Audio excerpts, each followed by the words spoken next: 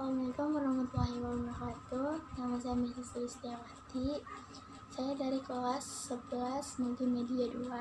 Di sini saya akan menjelaskan 12 prinsip dasar animasi.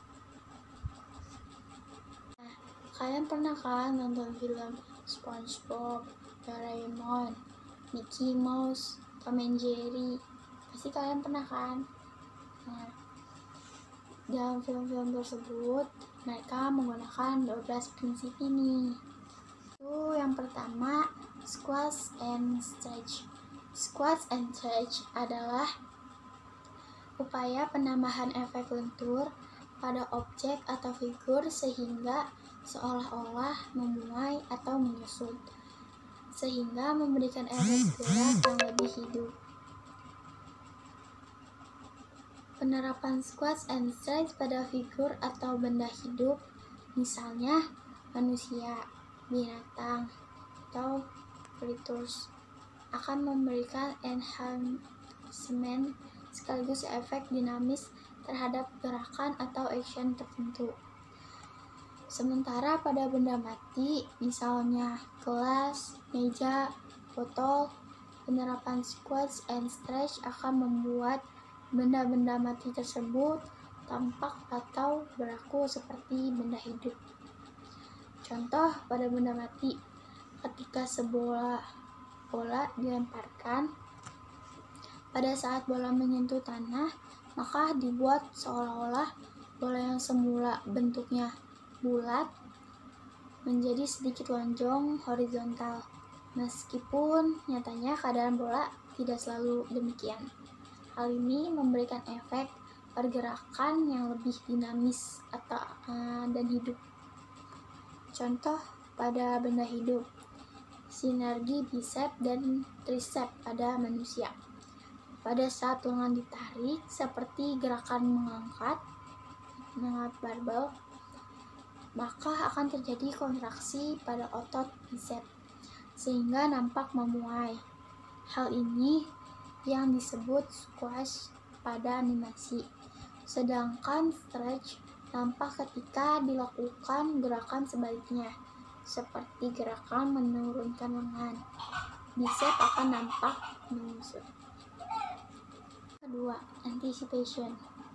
Anticipation boleh juga disebut persiapan atau awalan gerak, atau juga ancang-ancang. Seperti seseorang yang bangkit dari duduk harus memulihkan badannya terlebih dahulu sebelum benar-benar berdiri. Dan juga pada gerakan memukul, sebelum tangan maju harus ada gerakan mundur terlebih dahulu, dan sebagainya. Yang ketiga, staging. Seperti halnya dikenal dalam film atau teater, staging dalam animasi juga meliputi bagaimana lingkungan dibuat untuk mendukung suasana atau mood yang ingin dicapai sebagian atau keseluruhan scene. Yang keempat, straight ahead action and pose to pose. Dari sisi resort dan pengerjaan, ada dua cara yang bisa dilakukan untuk membuat animasi.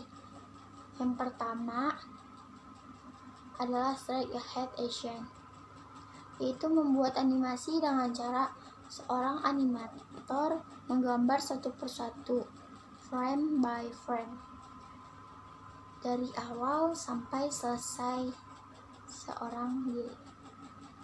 Teknik ini memiliki kelebihan kualitas gambar yang konsisten karena dikerjakan oleh satu orang saja, tetapi memiliki kekurangan waktu pengerjaan yang cukup lama. Yang kedua, post to post, yaitu pembuatan animasi oleh seorang animator dengan cara menggambar hanya pada keyframe tertentu saja. Selanjutnya, in between atau interval antar keyframe digambar atau dilanjutkan oleh asisten atau animator lain. Cara yang kedua ini lebih cocok diterapkan dalam industri karena memiliki kelebihan waktu pengerjaan yang relatif lebih cepat karena melibatkan lebih banyak sumber daya. Kelima, follow track and overlapping region. Follow track adalah tentang bagian tubuh tertentu yang tetap bergerak meskipun seseorang telah berhenti bergerak. Misalnya, rambut yang tetap bergerak sesaat setelah berhenti berlari. Overlapping action secara mudah bisa dianggap sebagai gerakan saling silang. Maksudnya adalah serangkaian gerakan yang saling mendahului, seperti pergerakan tangan dan kaki ketika berjalan. Itu bisa termasuk di dalamnya. Keenam, slow in and slow out. Sama seperti spacing yang berbicara tentang akselerasi dan deselerasi. Slow in dan slow out menegaskan kembali bahwa setiap gerakan memiliki percepatan dan perlambatan yang berbeda-beda. Slow in terjadi jika sebuah gerakan diawali secara lambat kemudian menjadi cepat. Slow out terjadi jika sebuah gerakan yang relatif cepat kemudian melambat. Contoh, dalam gerakan misalnya mengambil gelas, tangan akan memiliki kecepatan yang berbeda ketika sedang akan menjamah gelas dengan ketika sudah menyentuhnya. Ketika tangan masih jauh dari gelas, tangan akan bergerak relatif cepat. Sedangkan ketika tangan sudah mendekati gelas, maka secara refleks tangan akan menurunkan kecepatannya. Atau dalam konteks ini kita menyebutnya slow out. Yang ke-7, arts. Dalam animasi, sistem pergerakan tubuh pada manusia, binatang, atau makhluk hidup lainnya bergerak mengikuti pola atau jalur yang disebut arts. Hal ini memungkinkan mereka bergerak secara smooth dan lebih realistis karena pergerakan mereka mengikuti suatu pola yang berbentuk lengkung. Pola gerak semacam inilah yang tidak dimiliki oleh sistem pergerakan mekanik atau robotik yang cenderung patah-patah. Ke-8, secondary action.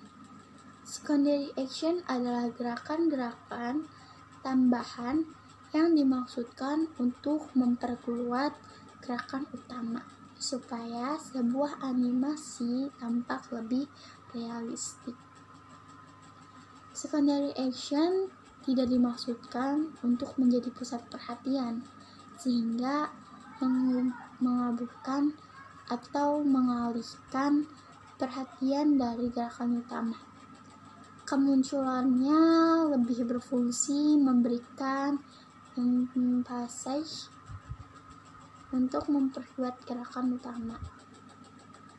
Contoh, ketika seseorang sedang berjalan, gerakan utamanya tentu adalah melangkahkan kaki, sebagaimana berjalan seharusnya.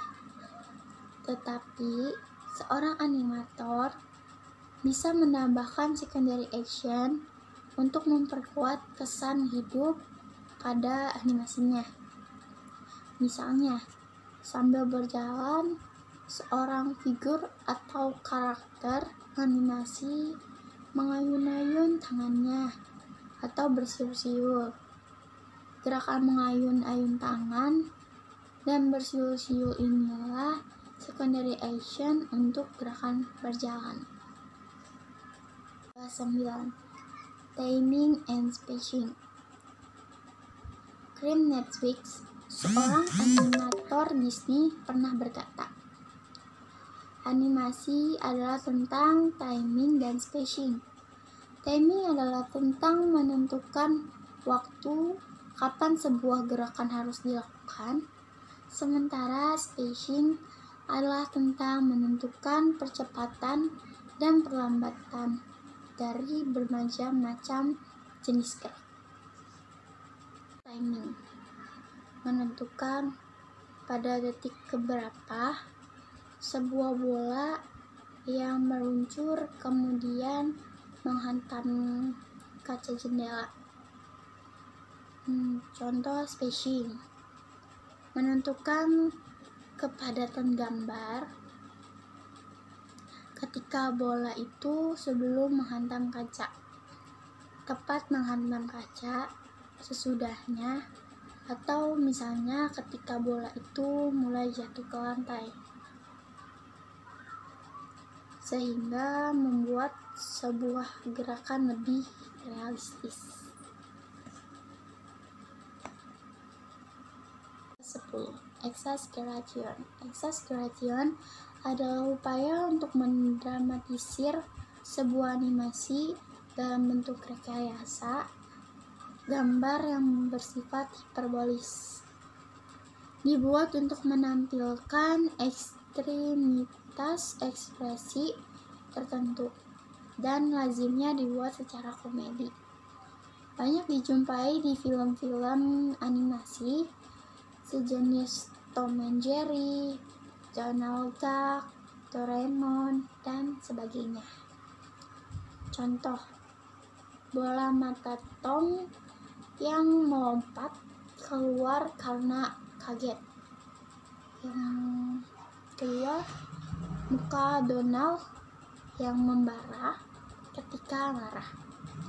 Yang ketiga, air mata Nobita yang mengalir seperti air terjun ketika menangis. Yang ke-11, solid drawing. Menggambar sebagai dasar utama, animasi memegang peranan yang signifikan dalam menentukan baik proses maupun hasil sebuah animasi, terutama animasi klasik. Seorang animator harus memiliki kepekaan terhadap anatomi, komposisi, berat, keseimbangan, pencahayaan, dan lain-lain, yang dapat dilatih melalui serangkaian observasi dan pengamatan, di mana dalam observasi itu salah satu yang harus dilakukan adalah menggambar. Meskipun kini peran gambar yang dihasilkan secara manual sudah bisa digantikan oleh komputer, tetapi dengan pemahaman dasar dari prinsip menggambar akan menghasilkan animasi yang lebih peka. 12. berkaitan dengan keseluruhan look atau gaya visual dalam animasi, sebagaimana gambar yang telah menelurkan banyak gaya. Animasi juga memiliki gaya yang sangat beragam. Sebagai contoh, Anda tentu bisa mengidentifikasi gaya animasi buatan Jepang yang hanya melihatnya sekilas. Anda juga bisa melihat kekhasan animasi buatan Disney atau DreamWorks. Hal ini karena mereka memiliki atau gaya tertentu. Sekian penjelasan dari saya. Bila ada salah kata mohon dimaafkan. Wassalamualaikum warahmatullahi wabarakatuh.